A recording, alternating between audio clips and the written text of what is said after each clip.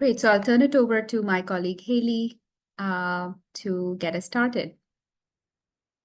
Thanks, Aparna, and hi everyone. Thank you for joining.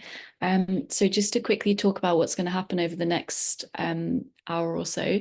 So we're going to go through a bit of an introduction, some housekeeping and community norms. And then my colleague Lou will talk through the Summit of the Future as well as the advocacy paper that we've been drafting. And then we're going to have some breakout group discussions. So each breakout room will be discussing a different theme of the advocacy paper. And then we're all going to come back, report together on our findings and discussions and talk through next steps. So yeah, just on the next slide, a bit of housekeeping. So feel free to update your name and your pronouns in the chat or on Zoom. You can also turn on captions if that's useful for you to follow the discussions a bit closely. Drop any questions that you might have in the chat. And I'm sure you all will, but the chat should remain a respectful space. And just to go on to the community safety topic. So respect everyone's privacy and confidentiality. We all want to practice mutual respect. So this is going to be a shared space where we all come to it with intention and awareness, and make sure that we're fostering a safe and inclusive space. And the moderators will step in, or feel free to contact them if you feel that this isn't being respected. So just to talk a bit through quickly about SGP's mission. So we're here to kind of create a community of gender experts, activists and practitioners. So part of our mission is to foster the dissemination of gender research. So we want to also create a platform for the exchange of gender information and resources. So if you have anything during the discussions that you think would be useful for the group here or for other members, feel free to drop that into the chat. Overall, we want to advance gender justice through coordinated feminist action, promote the development of intersectional gender expertise for professional practice, and strengthen the connections between gender theory, policy, and practice.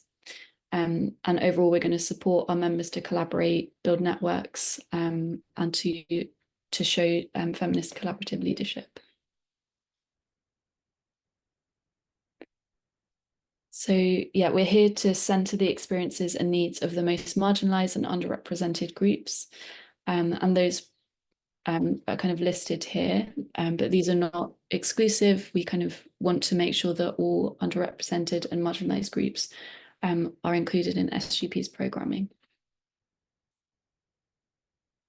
And on the next slide, you can see we cover around 81 countries in terms of all of our members during this time period, 2019 to 2023. And we're doing more work to try and branch out into other underrepresented regions of the world as well.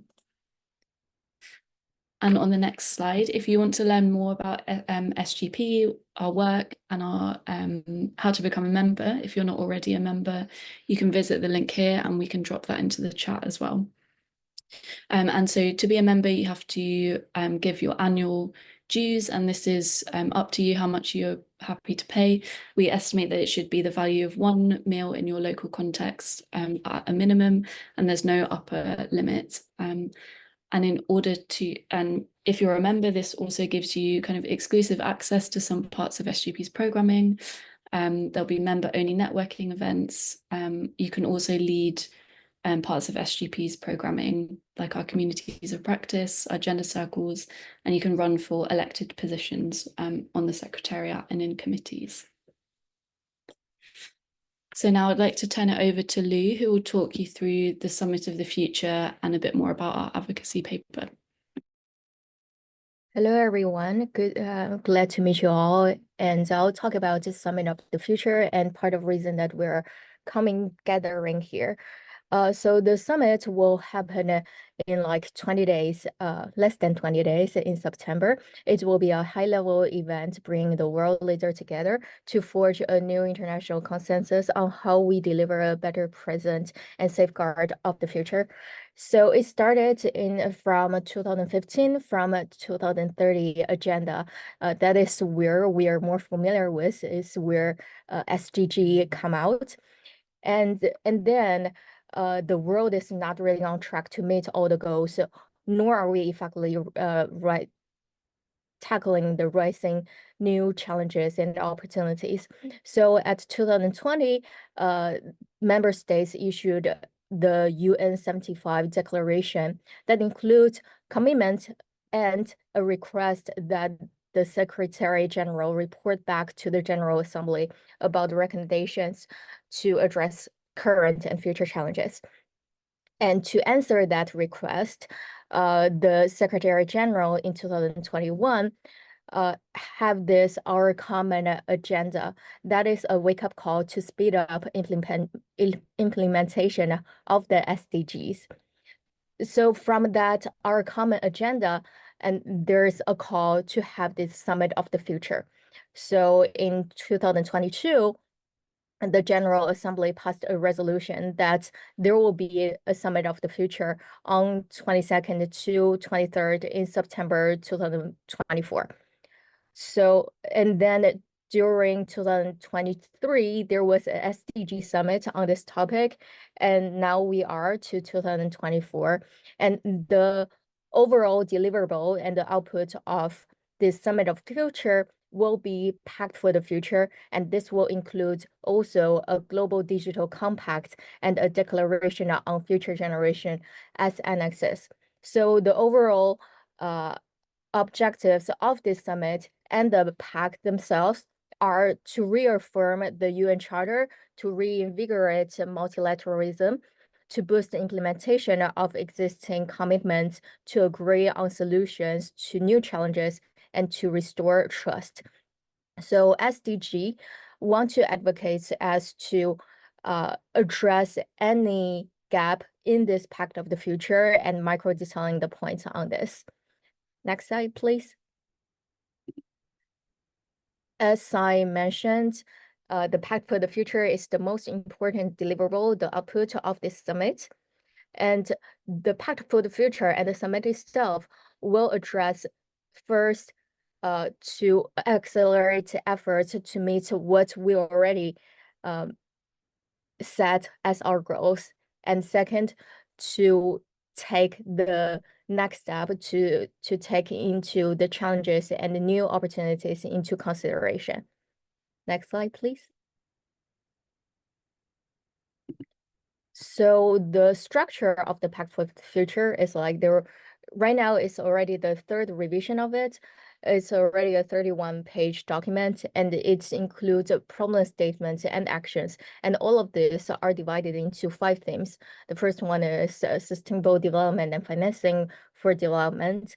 Second is international peace and security. Third is science, technology, and innovation and digital cooperation. Fourth is youth and future generation. And fifth is transforming global governance. And each of them have certain actions, and I put them into the bracket. So, and in each section, there are certain points, either an action or some paragraph that address some topics of the gender equality, but not all of them. And we also need to know that aside from those paragraphs, there are also other gaps, especially related with intersectionality that we need to focus on. So among the Pact for the Future, next slide, please. So like I said, it's in each section, there will be some paragraph related to gender equity covered. For sustainable development and finance for development, there's a specific action on that. Next slide, please. And for the international peace and security, there's an action to that. And also, there are some other parts that want to address gender-based violence. And for the next part, science, technology, and innovation and digital cooperation, there is a specific, especially addressing the digital divides on gender equality. And for youth and future generations, there is no certain specific action addressing gender equity, but it's more like includes gender into different objects, and especially on human rights issues and equal participation. And on the fifth theme, which is transforming global governance, there is no specific action on gender, but it's more about gender equality and gender balance in governance. So these are 5 themes. And apart from the Pact for the Future, next slide, please. There will also be 2 other documents will be in annexes into this Pact for the Future.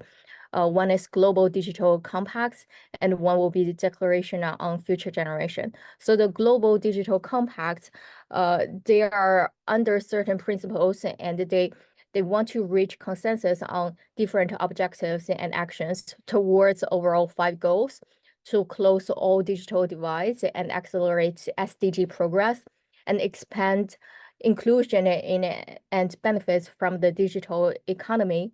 And third is to foster an inclusive, open, safe, and secure digital space. And the fourth is to advance data governance approaches. And the fifth is enhance international governance of AI usage. And the Declaration on Future Generation is a declaration to basically acknowledge the importance to include youth and future generation into the discussion. And there are some commitment and action to that. So that is the summit and the Pact for the Future. And I'll pass to Vanny to introduce the next ones.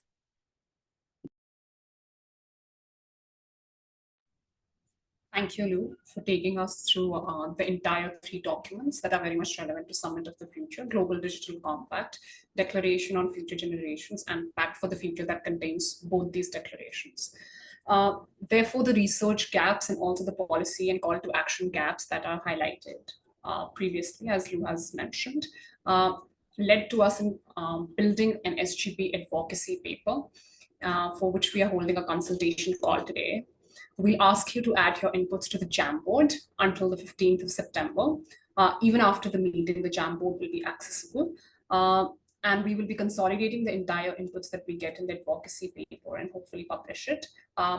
So pre-Summit of the Future, we'll be publishing it online. But after the Summit of the Future, after our delegates have attended the summit, we'll have further learning outcomes. And so the further consolidation process will continue to happen after Summit of the Future as well. Now, we have a plan in mind that SGP will submit the advocacy paper through official UN Google form that is currently open for inputs. And as we already know, from zero draft to revision 3, all of those have happened. So we will be giving our contributions on behalf of SGP. SGP is already having an advocacy strategy wherein we are connecting with different high-impact advocacy events: World Food Forum, AVID Forum, and CSW69 that is next year. And connecting all of these, we are hoping to integrate our call to action at Summit of the Future with the larger sustainable development goals that we have in mind that our delegates are representing. Previously, we have sent a delegation to the UN Civil Society Conference and are hoping to send another delegation to the Landlocked Developing Conference. So we're going to publish our advocacy paper on SGP platform ahead of the SOTF, as I've previously mentioned, across social media, and you are called to disseminate the same through your social media channels as well. And we are happy to take your inputs today, and we gradually transition to the Jamboard now. SGP advocacy paper is going to highlight all the 5 different themes that we have, that is sustainable financing for sustainable development. Then we have transforming global governance, international peace and security, and for youth, declaration on future generations, that will define another theme, and global digital compact, that is defining yet another theme. So in total, we have 5 pillars for this SGP advocacy paper, in which we are highlighting the contributions that SGP network can make, that is all of us can together make to it. First, we are going to set the research context that is there, the gap that SGP has located, which Lou highlighted previously, and then the calls to action that will come from all of us present today and until 15th of September. So next slide, please. Now we'll transition to the Jamboard now. Here. So breakout room activity, I think it's over to you, Aparna. Thank you, Vani. So we will be going into 5 breakout rooms. We have 5 breakout rooms corresponding to each theme of the summit. And based on what theme you feel most that is most relevant for your work, you can join that particular breakout room. If you're not working in a particular domain, but you still have thoughts and opinions and ideas for what should be going in the next version of the Pact of the Future, then also maybe the theme that most aligns with that, you can feel free to join that particular breakout room. We will be in the rooms for about 20 minutes, and we will be adding a link to the Jamboard in the chat. I hope, can one of my colleagues help add the link in the chat now for the Jamboard?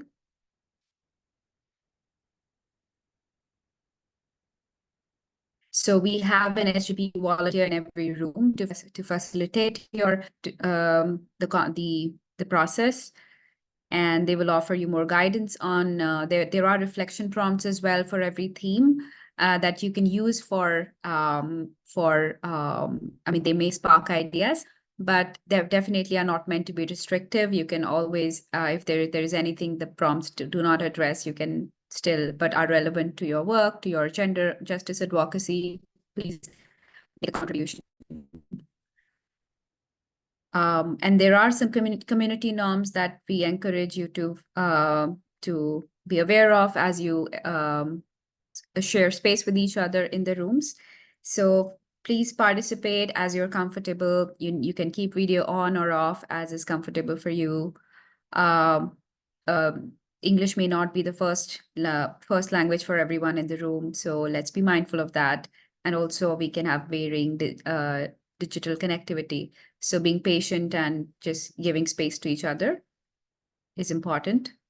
Decentering ourselves in that spirit, and not coming in with judgments, and thinking intersectionally. Also considering the emotional labor we all put in our gender justice work and advocacy. And if you've already made a contribution, you can make by unmuting yourself, you can make the second contribution in the chat so that everyone has a chance to unmute in case that's how they want to participate. And active listening always helps. Great. If there are any other norms you'd like to practice, please add them to the chat now. So the rooms are already preset. Salome, if you can do we already have the Jamboard in the chat now? Okay, great. We have a link there. So please open it now, and your breakout room volunteers will also have the links. So the breakout rooms have been opened. Please join the room that aligns the best with your interest and advocacy and work.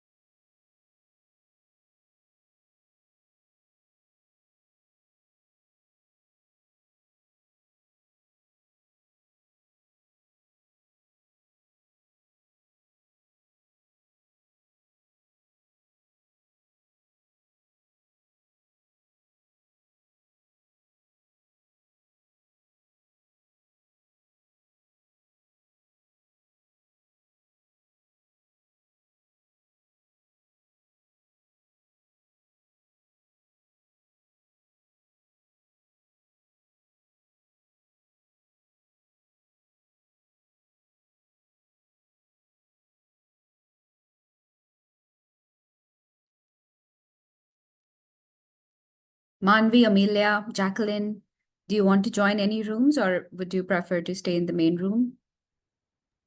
No, it's just because I've not received. I just came in like 2 minutes ago. Yeah, I also can't So find the link. Yes. Oh, actually, you So I can. can't find them. Okay, okay. If you can tell me, I can assign you to that room. We have 5 rooms: sustainable development and Sci- finance. Sorry? Science. Okay, so Jacqueline, I'll assign you to science. I want to go to the one where youth and future generation is being discussed. Okay. I'm assigning them. Okay, thanks, Salome. Amelia, do you have a preference for which room you want to join? We have 5 rooms. Finance, sustainable development and financing, international peace and security, science, technology, innovation, youth and future generations, and transforming global governance.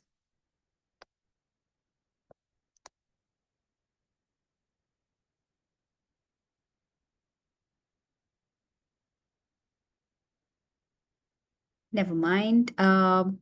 So if Amelia unmutes and shares anything or adds anything to the chat, I can take care of it, Salome. Do you want to join any room? Yeah, I see no one here in this space at least has contributions for peace and security. I So maybe mean, you can join if you I want. can add to the Jamboard on the international peace and security one from my end, and in case somebody wants to join, then they can. That's a great idea.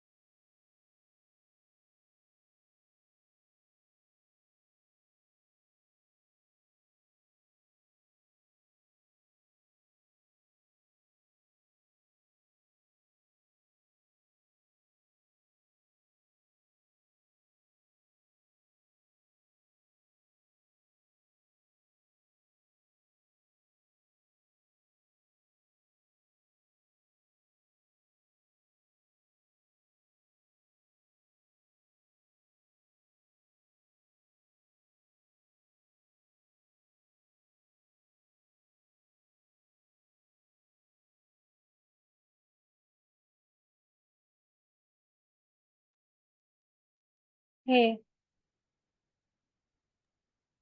Hey. the turnout is quite less now, live में. Recording.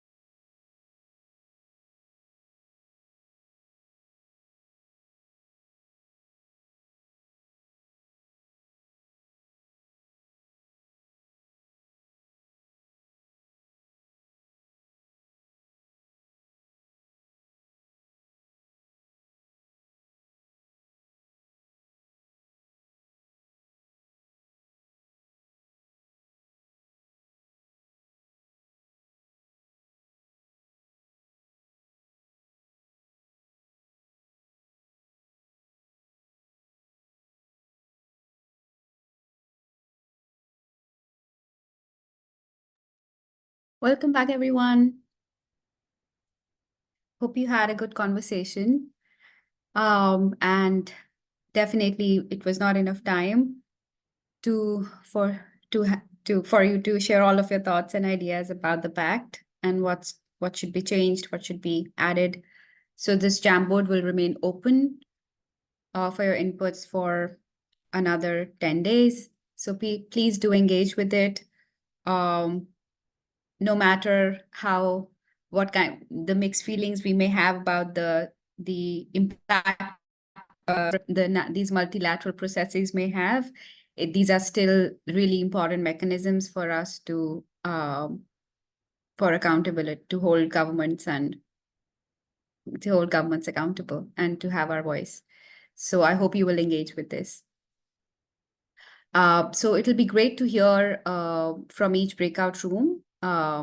Maybe SGP volunteers from each room can briefly share what your room talked about, and if there are any reflections, particular reflections you want to share with the rest of the group. So over to the room 1, sustainable development and financing for development. Thank you, Aparna. I'd like to introduce Deborah to everybody. She and I were there in the first breakout room.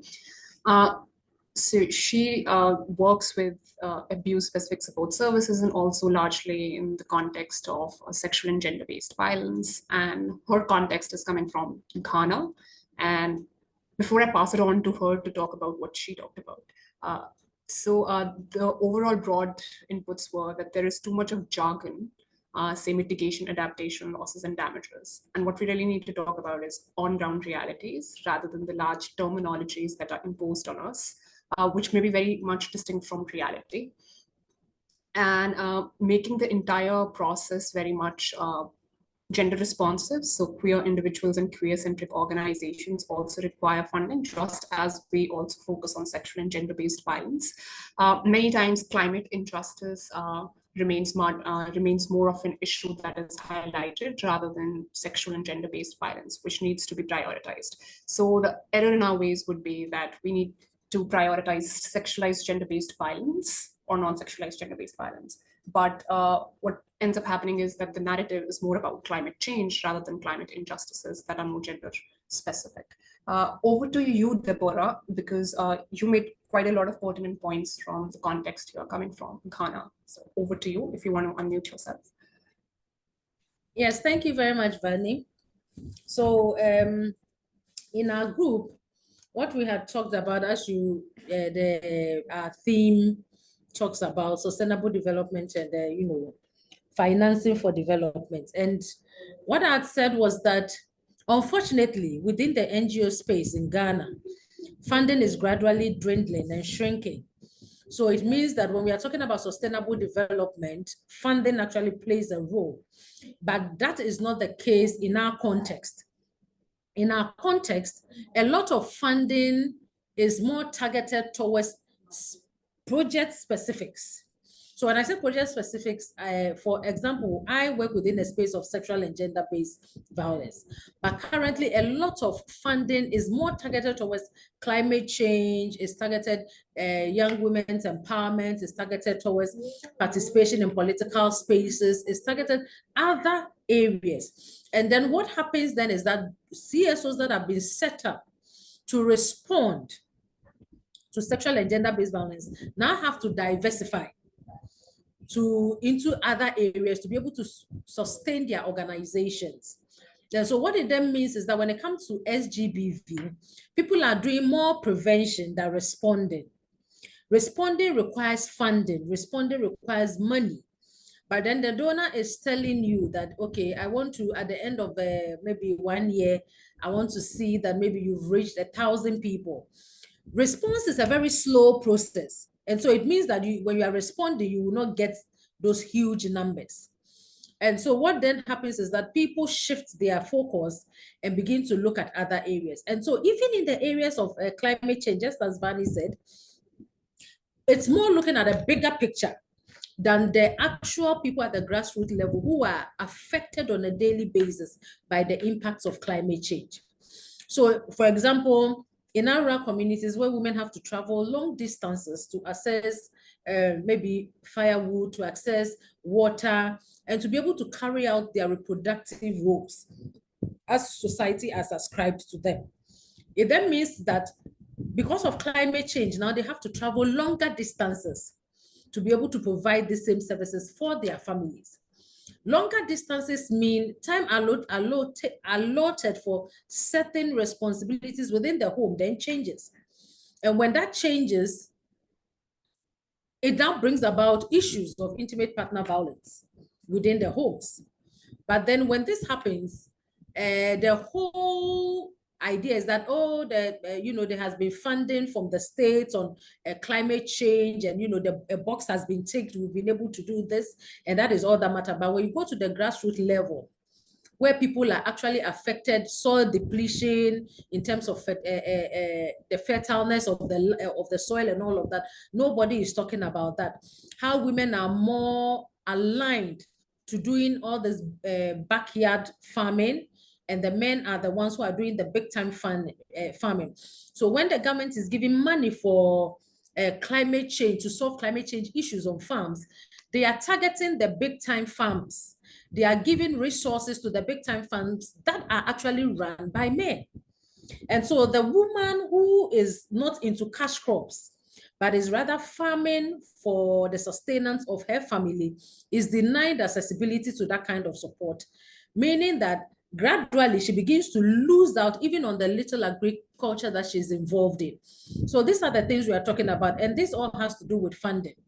So we are saying that in order for us to talk about sustainable development, funding plays a big role, especially in Ghana, where I think since 2010, about funding has gradually been dwindling. Actually, since we were tagged as middle income country, that was when our woes of funding, began, where gradually donors started pulling out from Ghana. Of course, the whole idea is that we are middle income and in country, then that is it. But unfortunately, middle income, but majority, about 70% of the population do not feel as if they are middle income, because it doesn't tell in their pockets, it doesn't tell in their standards of living and all of that. So these are some of the ideas we shared in our group. Thank you so much, Deborah. Really appreciate your insights, and hope to, we will work to bake them into our submission. Over to the second group, and I request everyone, in the interest of time, to keep your contributions to up to 2 or maximum 3 minutes, so that we can hear from every group before we close. And in case you need to leave at the top of the hour, please let us know in the chat if you would be interested, if you would be joining in person in New York at the summit, so we can loop you into the local meetup that SGP is planning. Okay, the second group was discussing international peace and security. Is there, we have anyone? Can we go to theme 2 at the very end? You can go through the other groups and then come back. Okay, sure. All right, theme 3, science, technology, and innovation, and digital cooperation.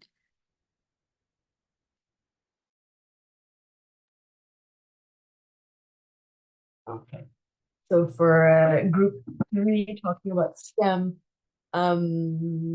we discussed the digital divide and the challenges of access between men and women, and also gender minorities, and between global north and global south, or majority world, as I prefer to put it. And then also just the class issue. So it's gender, it's geography, and it's class and income, and that impacts both access to the devices and the actual the technology, the channels of getting on the internet, and the social and cultural issues that the barriers that people may face, say from indigenous communities or from particular groups that are pushed to the margins. Often this is something that needs to be considered. We also talked about the importance of AI and gender bias, and how gender bias gets baked in due to male dominance in fields. And so there's a need for AI equity policies, targeted policies, also policies relating to deepfakes and internet harassment and the kind of online harassment that is growing and that affects women and gender minorities deeply. The regulation of algorithmic discrimination as well, and policies that would promote the inclusion of women and girls in design, technology, and participation from the beginning. So education, STEM education, promoting girl participation, and more mentorship programs and scholarships and financing and getting them into the workforce as well, in order to break some of that male dominance in the field. And then we also talked a little bit about climate financing and biodiversity and how this also relates to science and technology. Yeah, those were the high level points. And then please, Jyotsna, Jacqueline, or Masana jump in if I've missed anything important.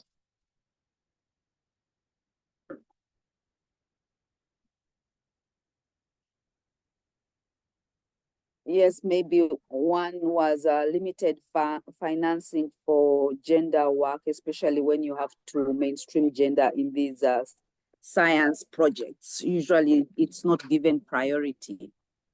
And you find that it is limited to just counting people. You cannot, for example, access funds to conduct a gender analysis. And then at the end of the day, you know, the project is gender blind. Absolutely.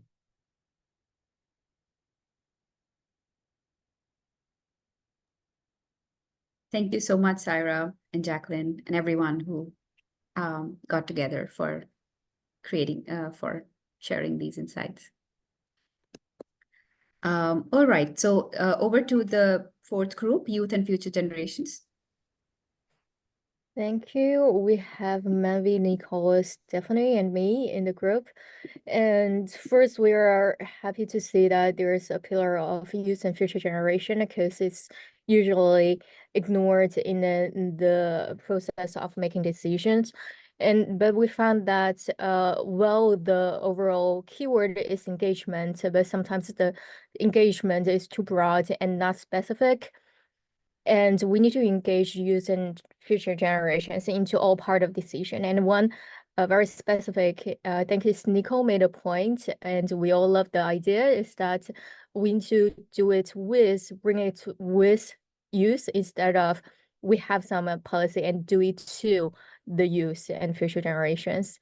And another thing mentioned was the current norm is kind of, they're more and more dominated by boys and men, so that is not a good thing for growth and women overall and all other genders. And it needs to be speak into all different areas in the decision making.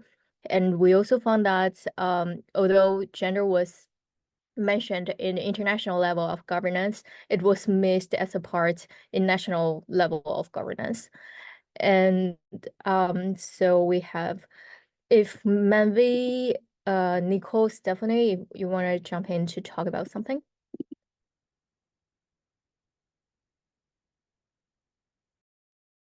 No, you covered it. Yeah, I'll just add just a little bit on, you know, the gender and social norm change, needing to look at, you know, both men and boys as well as women and girls, and just the, you know, the systemic nature of that social change, you know, for future generations. Thank you.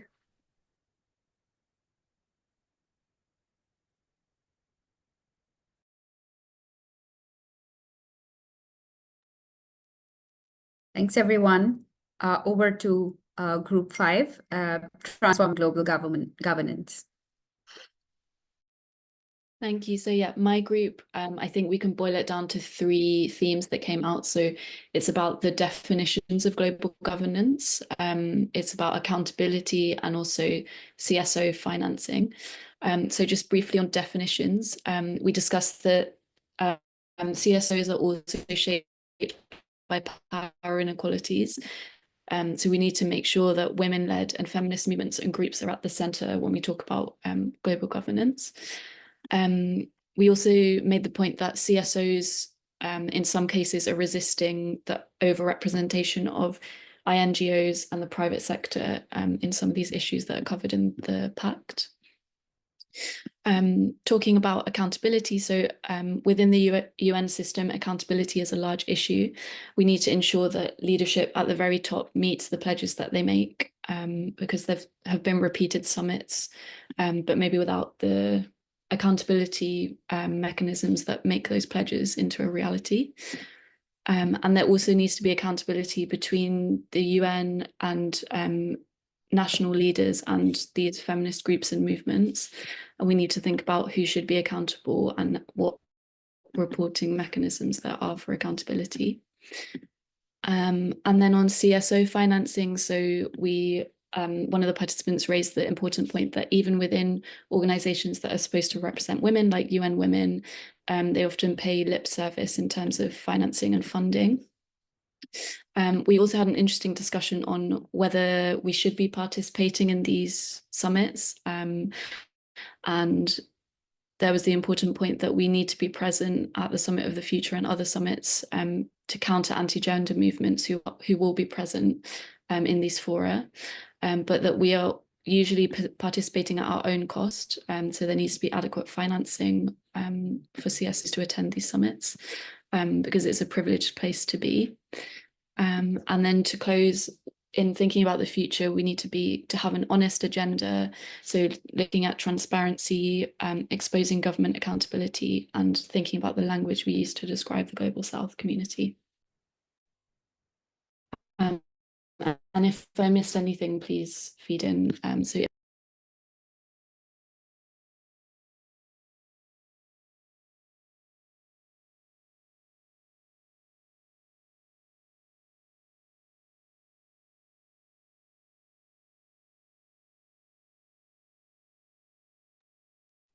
Hi, it's Tess here. Can I say something? It's not only in my group. Is that okay? Can I go ahead? Sure, please. Yeah. Okay. I think I was actually cut off, when I was trying to talk earlier on in our group. Because I would like to say I think I will disagree in terms of the word privilege. I think we have the right to be there as a feminist movement. It is our space. We need to be at the negotiation table. It's part of diplomacy. Women's rights, women's movement, women's leaders in this diplomacy table. Without them, nothing will be made. And so we need our voice to be there. So it's more than a privilege. It is our right to be there. Now, looking at what I'm hearing from the different groups, from the first, second, the first group did not, the second group didn't say, nobody was looking at international peace and security, but what I'm hearing is about financing. There's always limited financing. I think it is actually, this is like a cross-cutting issue within the 5 groups, in as much as the gender justice or the intersectionality issue, because this is part of governance and accountability. Without, I would like to see within the UN or any agencies, they need to have a gender justice strategy. And within that gender justice, or if we call that intersectional feminism strategy, part of the accountability and part of the governance are ring-fenced feminist justice budgeting. Because without that, we will be hearing a lot of these issues around limited financing, unsustained financing, even our very own participation. So I think we need to look at, that is very critical, that sustained financing is part of the intersectional feminism budgeting, and that is part of accountability and governance across the UN, across any organizations, in order for this summit for the future to be working. Thank you.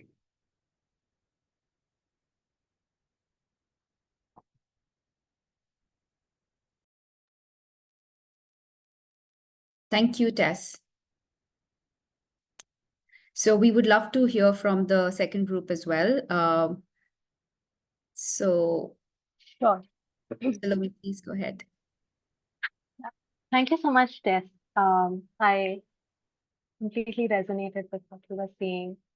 And yes, it was interesting for me to see that. Aparna, can you share the screen with the Yeah, comments? sorry. Yeah, it was very interesting to see that most of the participants opted for all the other themes. And one observation I had, because Aparna and I were at theme 2, was how this theme is going to determine how every other theme is going to be addressed in the coming decade. We've already seen, we are living through one of the most well-documented international peace and security crises. And for me to be looking at the words, it's one of the larger sections of the pact, the entire pact, and it was saying too much and at the same time saying absolutely nothing. So I want to be put forward quite with conviction that whoever drafted the pact had some audacity to use certain words to describe what they will be doing, when actually we're watching the entire international peace and security space break down with one TikTok and one Instagram reel after the other. There are many comments like I had at different points within the sections, but the main overarching theme being that, and it's interesting that Tess highlighted that so many were concerned about financing. Well, all the financing is going towards weapon systems and military operations, which is pretty much why there's very little financing. So there is no intention towards divesting from those, even within the pact. And this is a serious issue. And the fact that this summit is happening in the US, which is one of the largest funders of the UN system, needs to be addressed somewhere or the other in our advocacy paper as well. Because at the end of the day, the violence continues to happen. UNHCR, for instance, they started with a mandate to end all war, and all they've been doing since their inception is supporting refugees in different parts of the world. So there needs to be a deeper commitment towards international peace and security, which has to go hand in hand with divestment. That level of diplomatic interest also seems to be lacking within the pact itself. And some of the parts, like, I mean, we've written about it, even within the UN systems, what are some regulatory mechanisms that are not in place, that have not addressed violence that's happening because of UN peacekeeping forces, for instance, across the world. So, and also, like, some of the wording is quite interesting. You know, there's an article that talks about a future free from terrorism, but then what does terrorism mean here, and who is it being funded by, and who is it harming? So there needs to be a much more almost radical transformation in the intentionality behind the international peace and security section. Otherwise, I mean, I noticed there was so much interest in youth and future generations, while children are not even growing up to be youth. There's an alarming rate of child mortality because of different reasons across the world. So yeah, these are some of the things that I felt needed to be flagged, and also the voices that are missing, right? International peace and security impacts the most marginalized communities across the world, especially women, children, gender minorities. And most of the provisions do not take into account this fact. They're very large statements. So yeah, we're planning to add those sections in a more add those criticisms to the advocacy paper as well. And I hope more folks will join in the conversation, because this affects pretty much all of us. Thank you.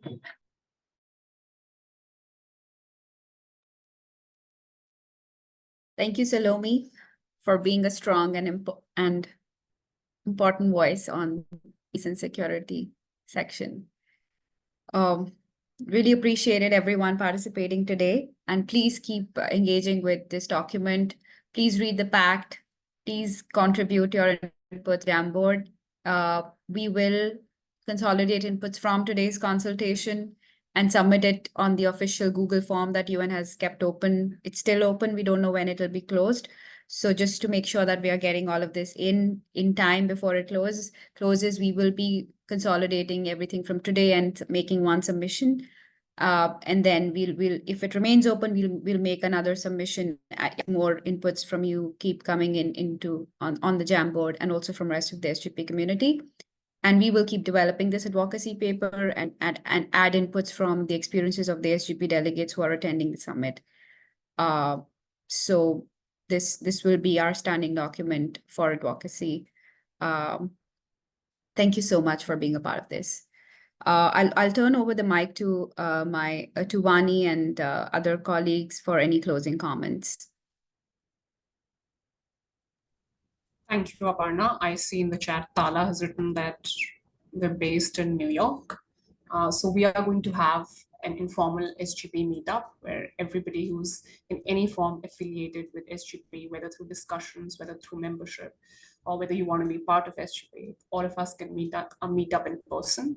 So that is one of the next steps, besides an official delegation that we have. About 7 delegates for the future action days on 20 and 21.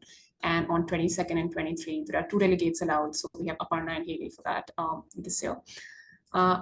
Regarding the development of the advocacy paper that all of us have contributed to currently, the Jamboard is open till September 15th. Feel free to contact us even after this discussion if you want to be further part of SGP advocacy strategy, not only related to Summit of the Future, but broadly at large at different advocacy high impact forums. And also the draft of advocacy paper will be finalized, will go into multiple editing rounds and reviews. And finally, by say September 15 or 16, we will have it published as a second draft. And even after the Summit of the Future, we will be consolidating it further. There are different SGP circle members who would want to be part of the SGP meetup. So different circle co-leads will reach out to you for just collecting and gathering everybody's names and availability. And whosoever is attending in person will be reporting back on the Summit of the Future proceedings, even for all those who could not be there on ground for Summit of the Future. And hopefully we'll be able to coordinate and integrate a Summit of the Future advocacy with CSW next year. And Vailita will be co-leading on that. So any closing comments from anybody else before we wrap up the session? And thank you, Aparna, for conducting today's entire consultation for all of us. Thanks to the whole SGP team. We are a completely volunteer-run team, and I think we are able to put together these events only with everyone's contributions. So really grateful to be part of this group. And please consider joining us as a member by paying value of 1 meal in your local context. You can always pay more. And if this poses a barrier, then we are happy to offer a scholarship to anyone who's facing a financial barrier. You can email us at info@genderprofessionals.org.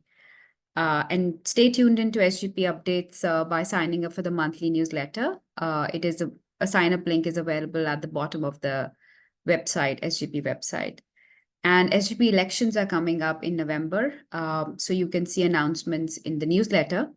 You can run for a co-leadership position on the secretariat or a committee, and then you can start leading SGP projects by being part of the secretariat or committees. Even as registered members, you can join a committee and co-lead a project. So thank you, everyone, for making time to join us today. And any last thoughts from other team members? The floor is open.